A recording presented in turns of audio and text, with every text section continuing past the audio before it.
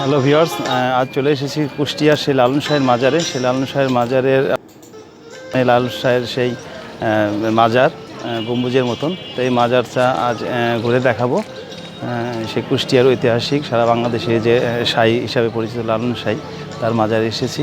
তো ভিউয়ার্স, দেখি ভিতরে লালন শাহের সেই নিদর্শন বা তার ব্যবহার করা সেই পরিধেয় বা তার যে আসবাবপত্র সেগুলো দেখানোর চেষ্টা করব এবং সেই মাজারটা ঘুরে দেখানোর চেষ্টা করব, সেখানে কি আছে সেগুলো দেখানোর চেষ্টা করব। তো আমার ইউটিউব চ্যানেলের পক্ষ থেকে আপনাদেরকে স্বাগতম। তো ভিউয়ার্স, চলুন আপনাদের দেখানোর চেষ্টা করছি।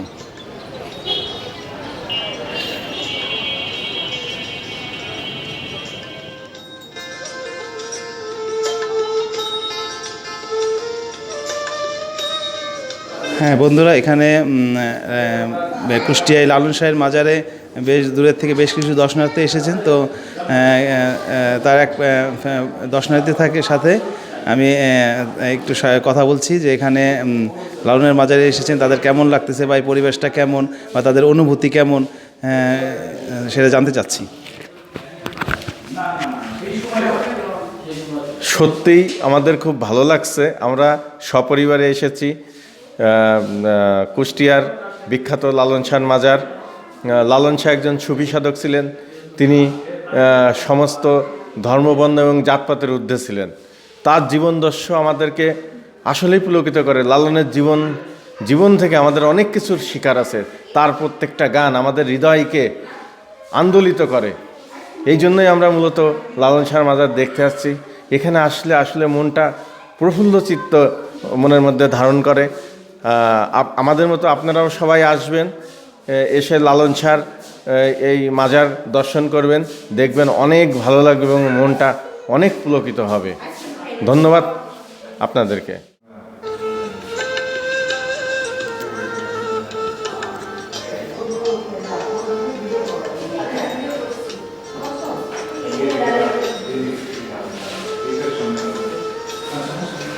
ভিউয়ার্স, আপনারা লালন মিউজিয়াম দেখতে পাচ্ছেন। এখানে লালনের বিভিন্ন ভাস্কর্য বিভিন্ন শিল্পীরা এঁকেছেন, তো সেটি দেখানোর চেষ্টা করছি।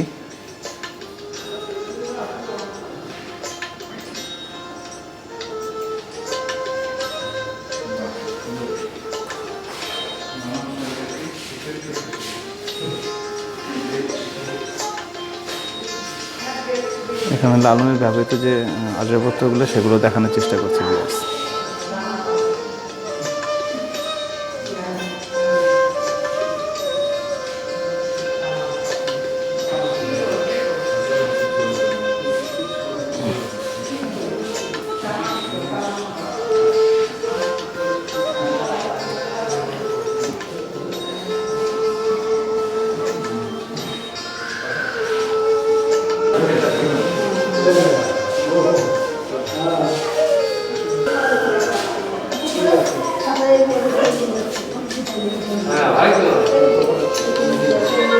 ভিউয়ার্স, আপনারা দেখতে পাচ্ছেন লালন শাহের ব্যবহৃত জলচকি।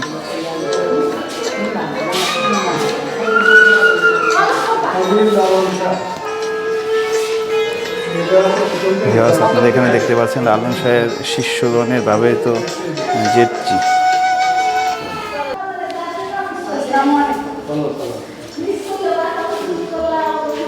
লালন শাহ ইনি পথটা গড়ো, হ্যাঁ এটা পথটা, এটা গড়ে লালনের ভাস্কর্য দেখতে পাচ্ছেন ভিউয়ার্স।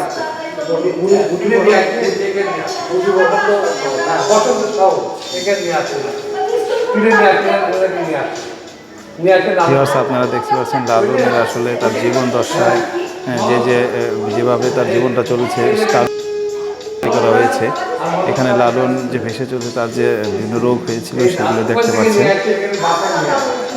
এখানে ভেলায় ভেসে আসে, ভেসে আসার পরে এখানে তাকে কিছু লোক তাকে এখান থেকে নিয়ে আসে, ভেলার থেকে উঠে নিয়ে আসে অসুস্থ মূলত কুষ্ঠরোগ বা যে কোনো রোগ হয়েছিল। এরপরে এই ছবির মধ্যে ফুটিয়ে তোলা হয়েছে এবং এখানে দেখা যাচ্ছে তাকে সেবা করছেন বিভিন্ন শিষ্যরা।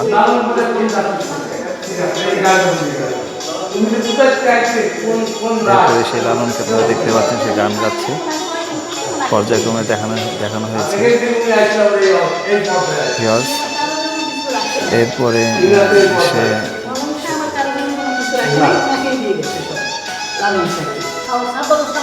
ভিউয়ার্স দেখতে পাচ্ছেন লালন বিভিন্ন ভক্তের সাথে আলোচনা বা মত বিনিময় করছেন।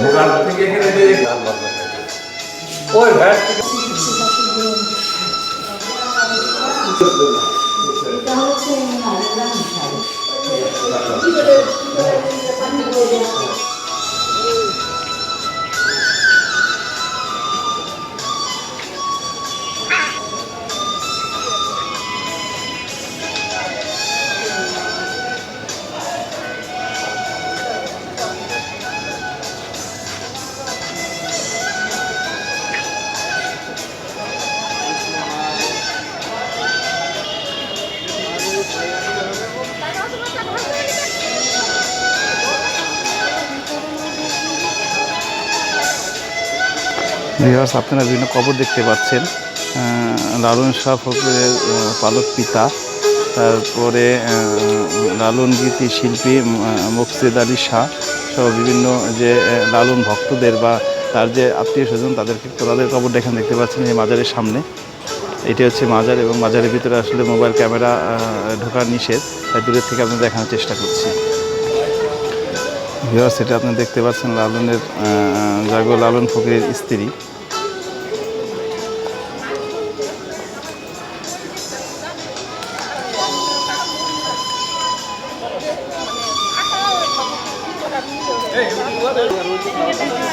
এই যে আমাদের জনতা ব্যাংকের সব কর্ণধর,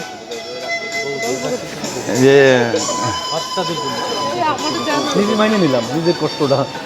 এই যে আমাদের মুকসেদপুর শাখার ম্যানেজার, সুযোগ্য ম্যানেজার, আর এই দুই পাশে দোস্ত, এরাও জনতা ব্যাংকের কর্ণধার। এই হচ্ছে আমাদের রাজবাড়ী কোট শাখার সুযোগ্য ব্যাংকার এবং সাথে তার পরিবারবর্গ আপনারা দেখতে পাচ্ছেন। আমরা সবাই এসেছি। আর আমাদের ইউটিউবার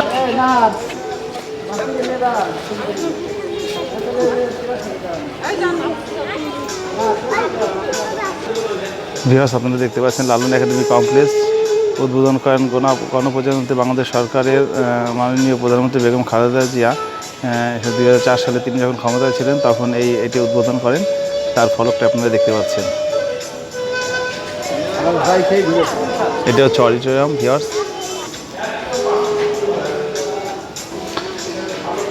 এটি হচ্ছে লালন কমপ্লেক্স। এখানে সাধারণত লালনের যে শিল্পীরা এখানে স্বেচ্ছায় বা এসে গান বাজনা করে থাকে।